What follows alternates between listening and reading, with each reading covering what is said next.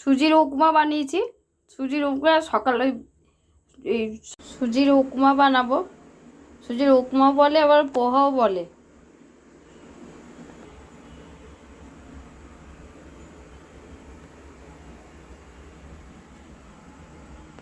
গ্যাসটা ধরিয়ে নেবো এবারে।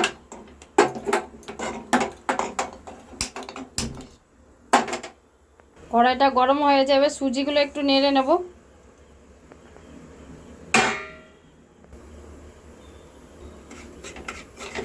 সুজিটা ভালো করে ভাজা হয়ে গেছে, আমি এবারে একটু তুলে রাখবো এটা। এবারে কড়াইয়ে সাদা তেল দিয়ে দেবো। তেলটা গরম হয়ে গেছে, এবারে বাদামগুলো দিয়ে দেবো। বাদামগুলো হয়ে গেছে, বাদামগুলো তুলে নেব। এবারে সর্ষে ফোড়ন দেব, শুকনো লঙ্কা দেব। এবারে আলুগুলো দিয়ে দেবো। আমি সব সবজিগুলোই দিয়ে দেবো।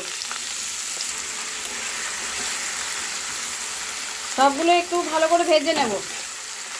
2 মিনিট ঢাকা দিয়ে রেখে দেবো এটা। 1 মিনিট হয়ে গেছে।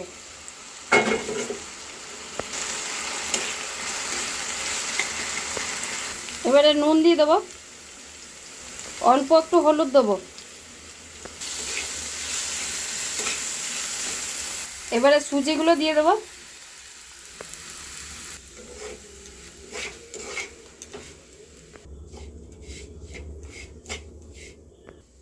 এবারে কারি পাতাগুলো দিয়ে দেবো।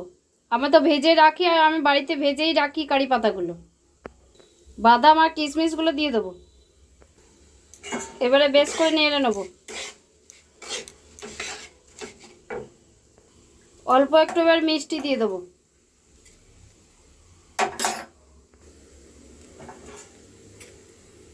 দু চামচ দিলাম আমি। এটা একটু যে যেমন ঝাল খেয়ে সেরকম দেবেন, নোনতা ঝাল আছে।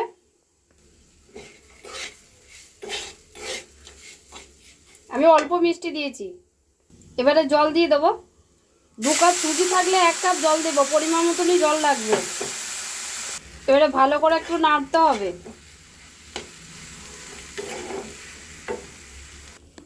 অল্প একটু কারি পাতা মেথি, কসুরি মেথি দেবো। যেহেতু কারি পাতা দিয়েছি ওই জন্য কসুরি মেথিটা দিলাম অল্প একটুখানি।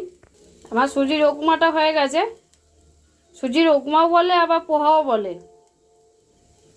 অল্প একটু লেবুর রস দিয়ে দেবো।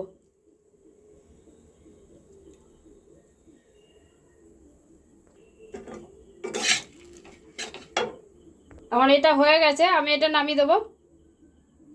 প্লেটে দিয়েছি, দেখুন কত সুন্দর ঝরঝরে হয়েছে, কি সুন্দর দেখুন হয়েছে। পরিমাণ মতন জলটা দিলেই ঝরঝরে হবে।